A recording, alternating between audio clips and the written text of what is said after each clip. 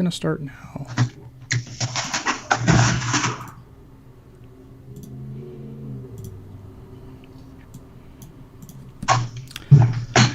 The San Jose Sharks lose a 6-0 game to the Edmonton Oilers this afternoon, and we're going to try and figure out how the hell we're going to actually talk about this. So let's see how this works. Let's go.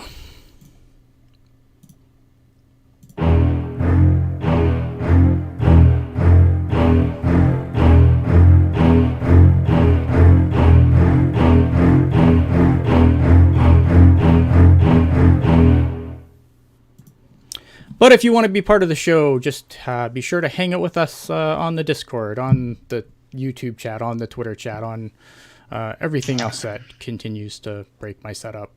Join the show. It'll be amazing. And it is me. You can't see her, but Jules is with me today. Like I said, the Sharks lose 6-2, 6-1, sorry. And then everything breaks, and it is what it is. Teal Town, USA After Dark, or in this case, in the after fucking noon. Jules, how you doing? I'm good. I just watched the most craziest, boring game of my life, but I'm good. Yeah, I don't know. I don't know what to even say about this one. It is what it is. McDavid's good. I think he has 17 straight games points against the Sharks.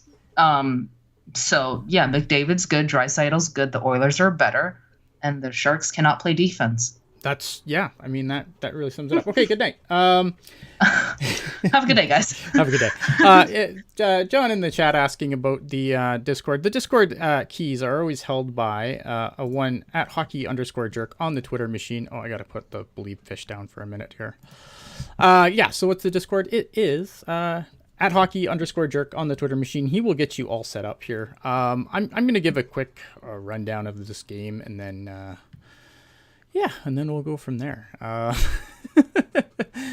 This game was not pretty. Ryan Nugent-Hopkins opens the scoring right off the hop, and if you want to talk about guys who don't want to play defense, I mean, Ryan Nugent-Hopkins pretty much was just left all alone and was able to find a rebound, put it in. I feel like a lot of people were left wide open today. Saying. It wasn't all bad, though. Tomas Hertl scored a goal within, with that 7:03 left in the first. Really nice play by Jacob Peterson to get him the puck. Jacob Peterson for Scott Reedy continues to be a trade that I really liked. Tomas Hertl gets a nice goal, but I think the feed from Peterson was probably I think he's on a 6-game point streak now. He's on fire right now. Yeah, just a great game for him. Well, not for him, but great game for him. The way he's played. No, I know him coming into no one now. really had a great game. Yeah, no one had a great game tonight. It was pretty bad. And then it all kind of goes. It all goes bad. Connor McDavid scores a goal to make it 2-1, and obviously the Oilers never looked back at this point. Mario Ferraro basically said, if I'm not covering anybody, I can't lose my guy. I don't know how else to describe this goal. Yeah, it was not a good play by Ferraro. I don't know where he was at. Just don't leave McDavid wide open, please. I just like the way he kind of just skated out in front of the net where there was nobody there. And then obviously McDavid just kind of goes around the back of the net. You're going to leave me wide open? I'll take it. I only have 150 points. I have more than half of your roster has combined probably. So yeah. Just insanity, this game. Absolute insanity. And then, like I said, it really all just goes downhill from here. Connor McDavid, 63, I think, he had 2 goals this game, 64 goals, 151 points, just unreal. The man's not human. Sportsnet, I think, tweeted out something with the thing, not robot with the check mark. It's this man's not human. I don't know, I don't know how he does it. It's crazy. I mean, scoring is up across the league this year. I think we're going to see some pretty craptastic goaltending numbers at the end of the year. I'm going to be really curious to see who wins the Vezina. Mark. Based on, because I don't think it's been... I think it's going to be a really narrow field for the Vezina this year. I feel like it's either Ullmark or Sorokin.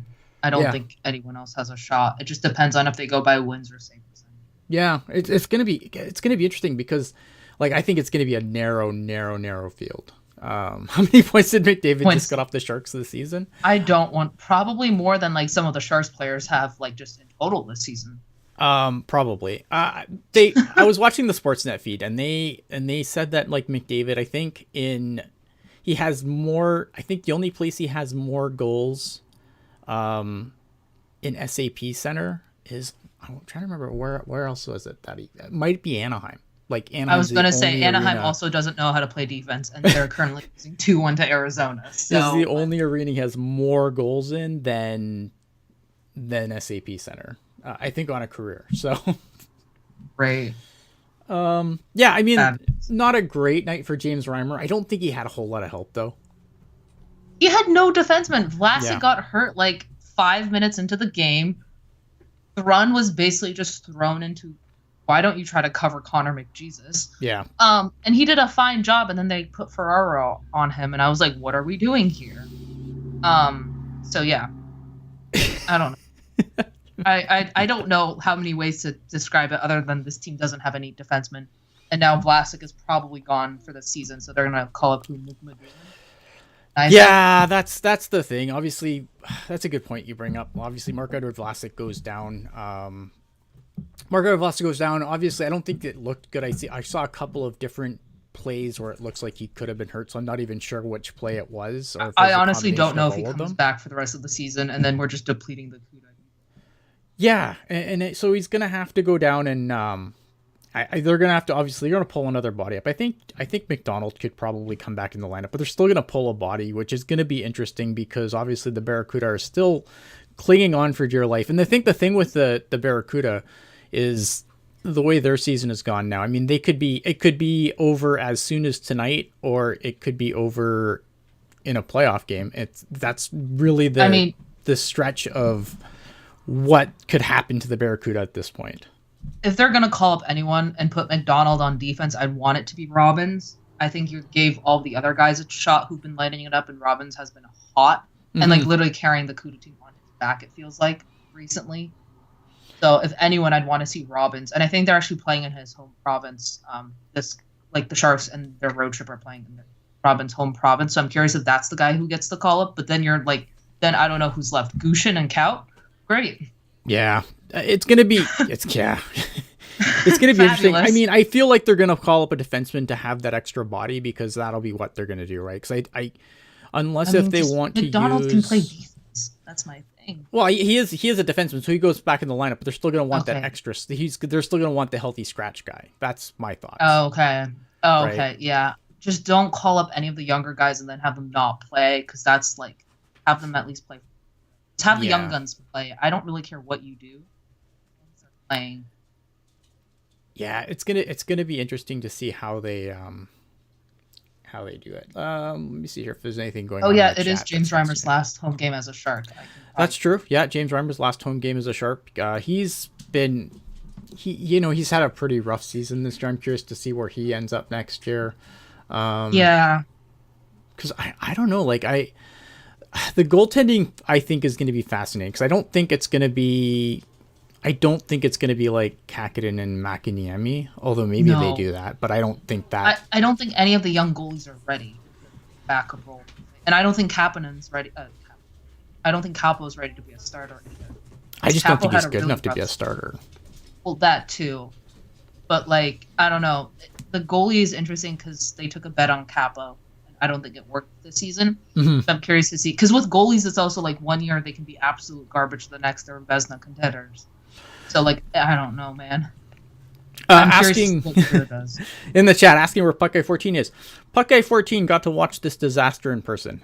So this is what happened. I'm so sorry to Puck Guy. Yeah, prayers out to Puck Guy. I think. If you're looking for positives though, if you're a person who regularly attends Sharks, the Sharks can't take any more of your money. That's got to be a positive. It's almost over. They have 3 games left? 3 games left?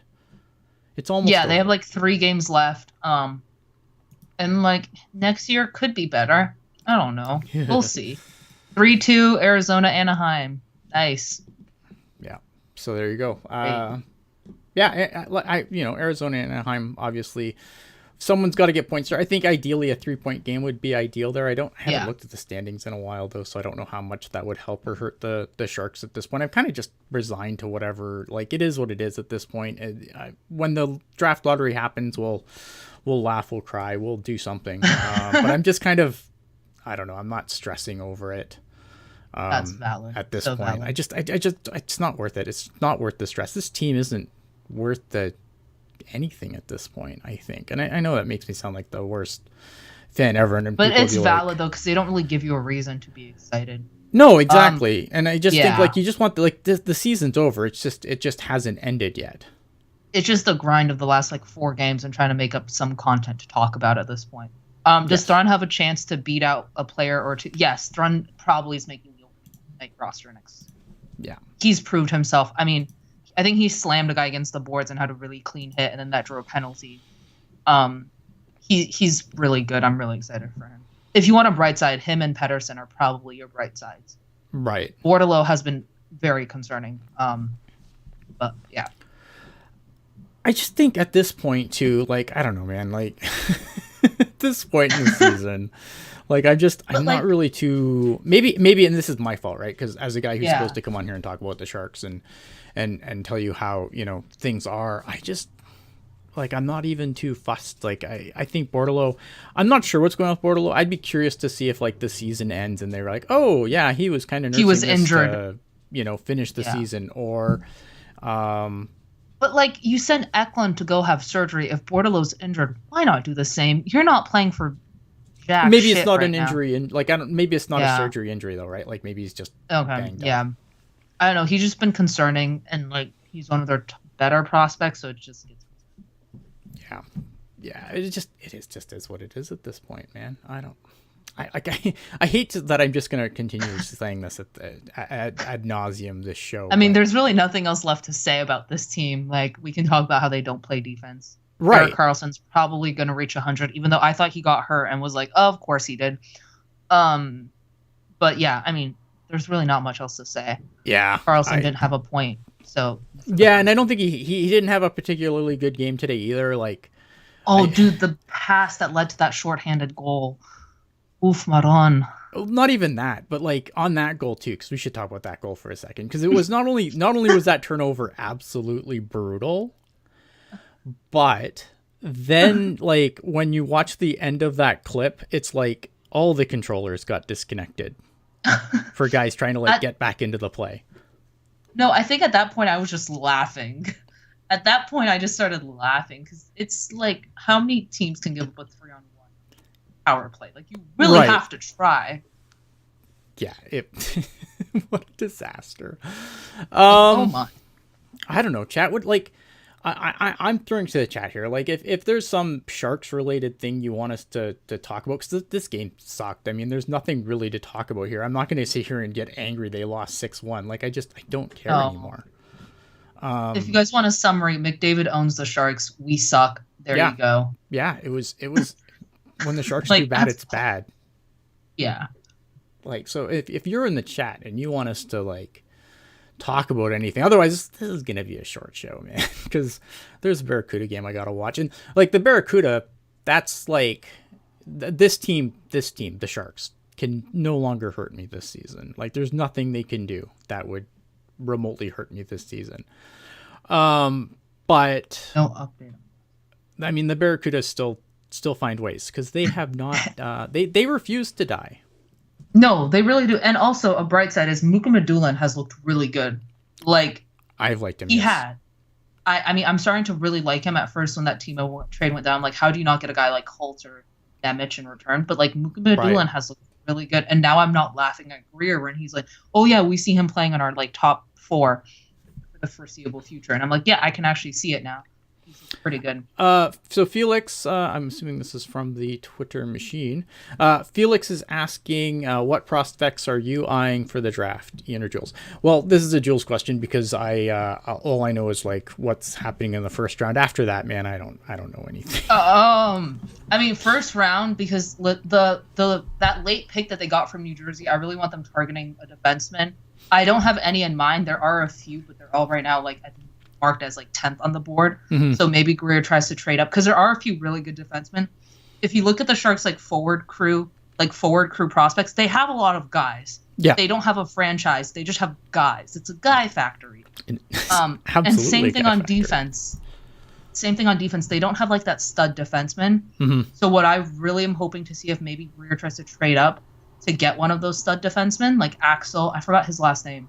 But like for their like first round pick, I would not be upset with a Zach Benson, Adam Fantilli, those guys. But I don't really have anyone off the top of my mind like right now. Any of the top defensemen in the draft, if they can pick him up with like that second first round pick, I will be super happy because the Sharks need a stud back there. Like they have Havlet, that's really they have Thrun, but that's not your like Cale Makar type like player, right? You know what I mean? And you need that to win a cup. Look at Tampa; they had Hedman, Avs had Makar, Blues had Petro. So, John in the chat asking, I have a question about LeBanc.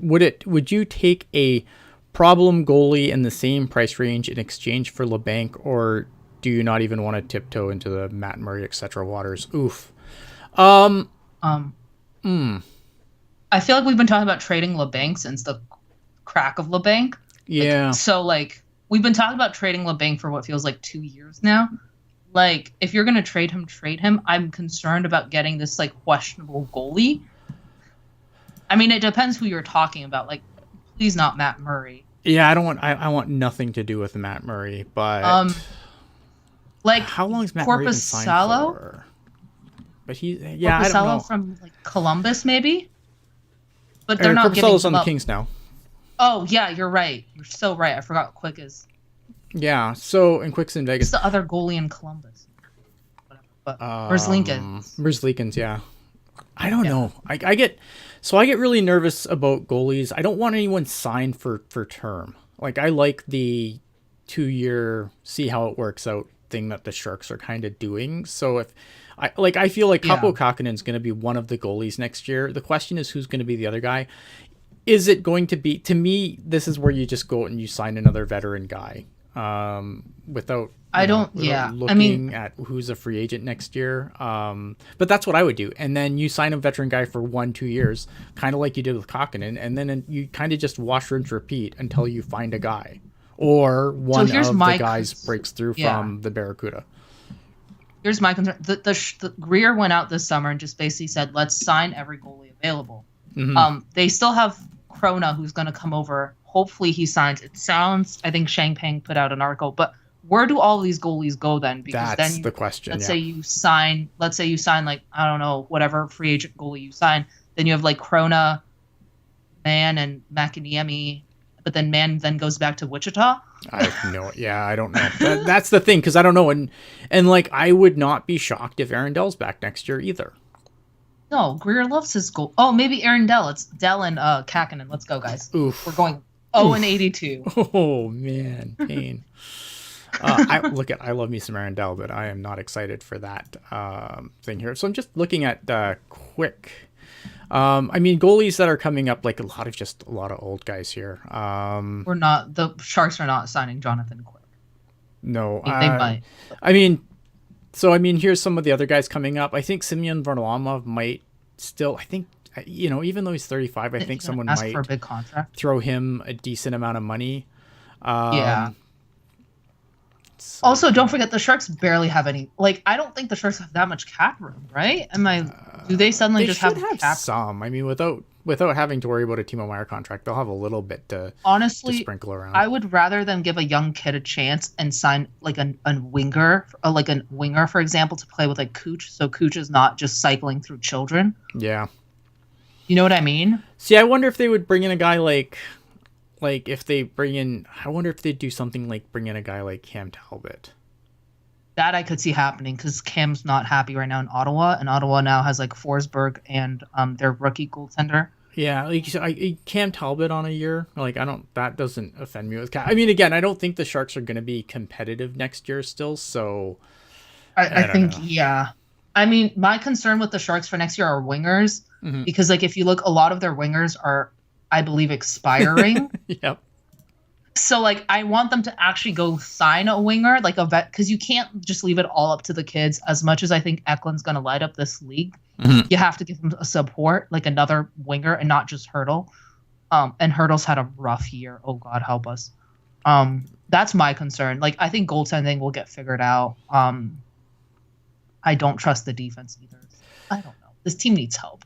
AO in the chat asking, how long do we expect this rebuild to take? I guess it depends on what the lottery balls do. I mean, if the Sharks get Adam Fantilli or Bedard, I think they'll be competitive within 2 years. Yeah, I would definitely speed things up. Yeah. But it really depends. Like if we get a Zach Benson, for example, or a Will Smith, it's going to take a little longer because they're going to take longer to develop. I also remember when McDavid went to the Oilers, right? They were bad for at least a year before they actually became good even with McDavid in the lineup.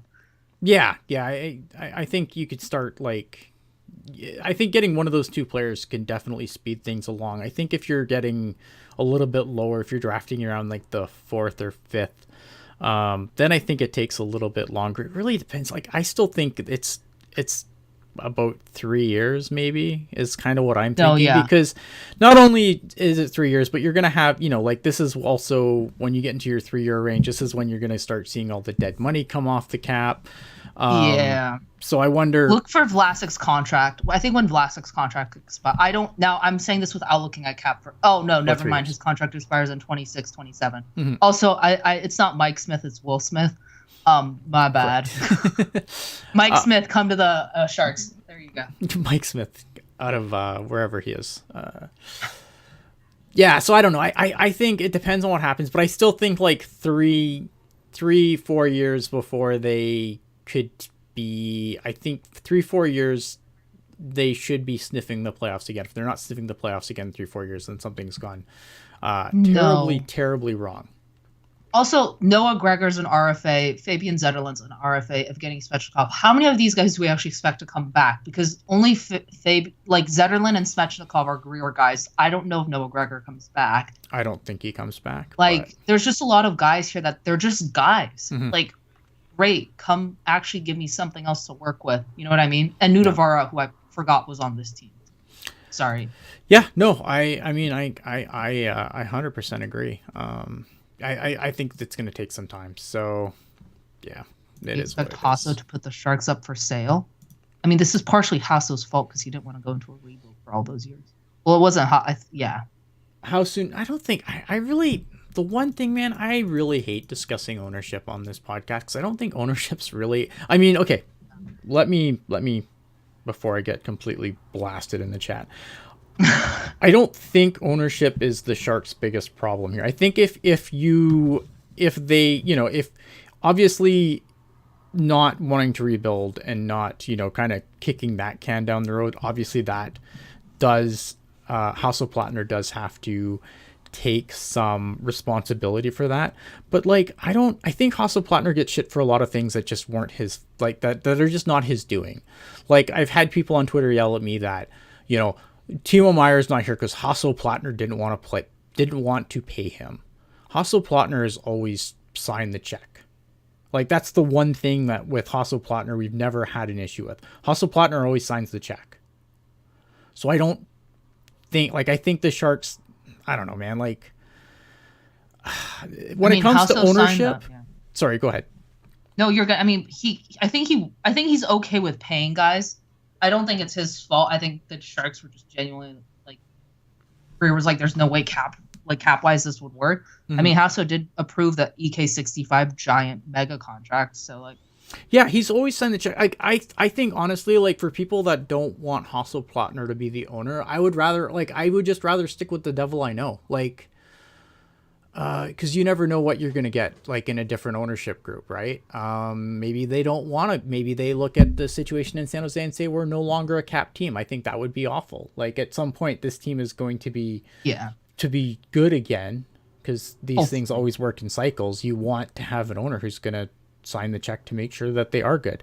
Now, again, if Mike Greer being brought in because he didn't see this as a complete teardown or whatever, again, I think if we end up in year 5 or 6 of the rebuild and we just look like we're in a Buffalo Sabres situation spinning in the mud, then I think absolutely at some point, like, ownership does have to take some responsibility for that.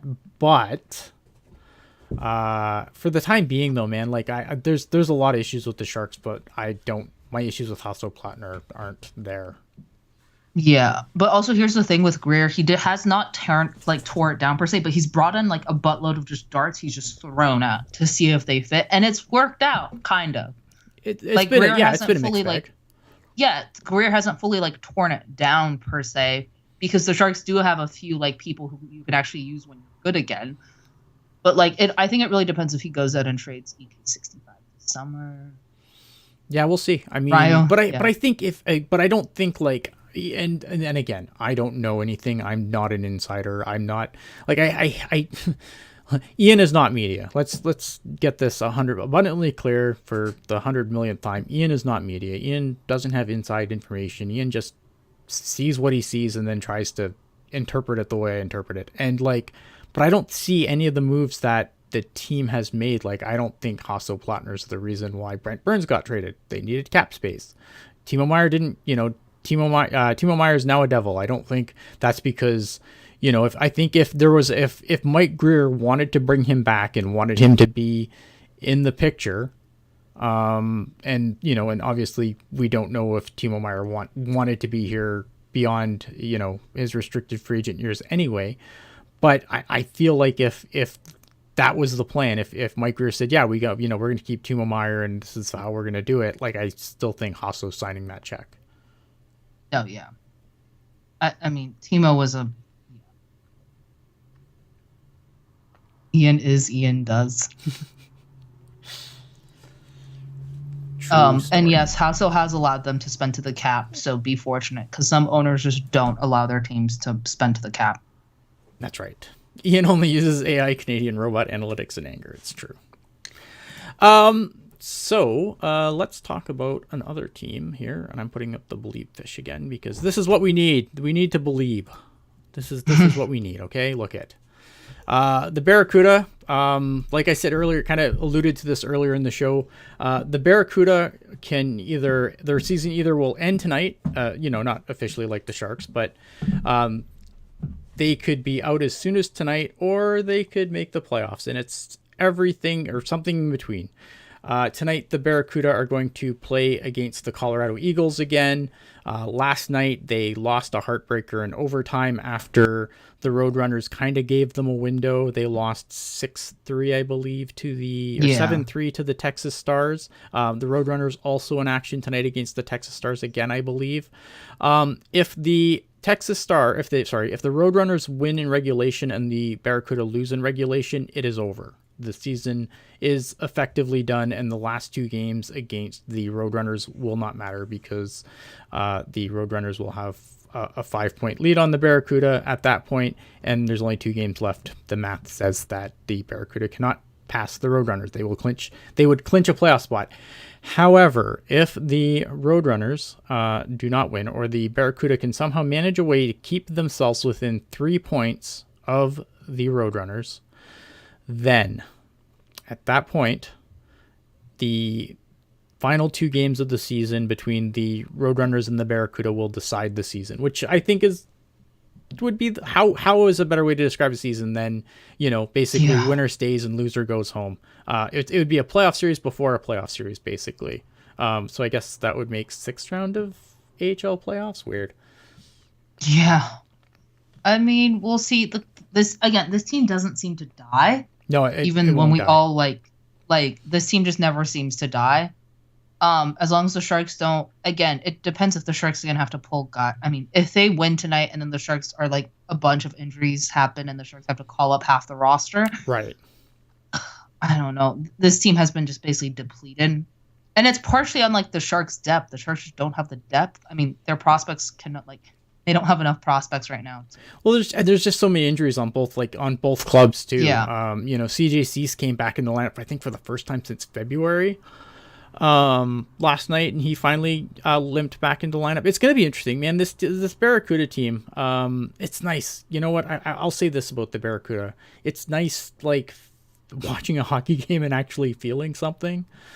Because obviously with the Sharks, that's been dead for a while. Whereas like with the Barracuda, man, like it's been ride or die. Like I am still... And they've also made it interesting somehow. Like even when all odds were like stacked against them and they played with like 9 defensemen and 8 forwards. Yeah. Made it interesting. Yeah. Somehow.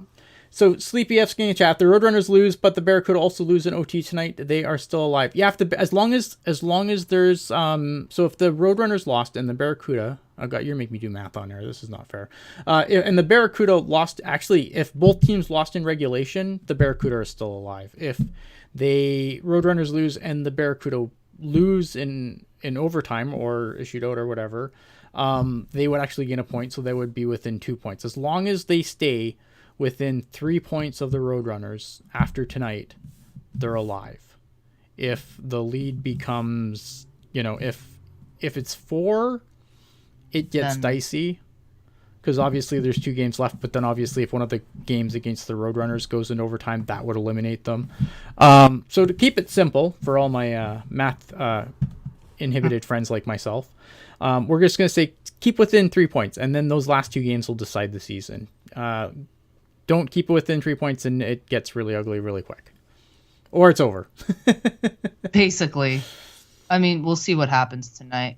Yeah. So, I mean, that is that. I know this hasn't been a super long show, but what is there to talk about on this team? This team is stupid. Yeah, I'm just going to end with that. Yeah, no worries, buddy. Okay. So, Jules, do you have any final thoughts before I get us out of here? I think we've said it all. This team's bad. Kudo somehow are staying alive, and McDavid owns the Sharks. Awesome. Great. Yeah, I mean, that's my thoughts. Obviously, I got a Barracuda game to get ready for, so I think, again, check us out. Check us out on anything else that we do. Sunday night, Pucknologists will return, so be sure to stay tuned for that. But I mean, other than that, man, we got 3 more After Darks left. Pucknologist this Sunday, I believe Pucknologist next Sunday, and then we'll see what happens. So until then, if you want to catch this after the fact or anything else, you can always find us on all the social media platforms. You can catch the replay on YouTube. If you're catching this on replay on YouTube and you have anything that you think and you want to add your thoughts to the show, be sure to hit us up in the comments. Otherwise, you know the drill. Hit the bell, hit the likes, and all that wonderful stuff that helps keep us running and keeps us relevant for people looking for Sharks related information on the YouTube channel. We definitely appreciate all your support through this long and dreary season. And yeah, we look forward to doing this again. I will see you all next when I see you. For me and Jules, that is it. We are out of here. Good night.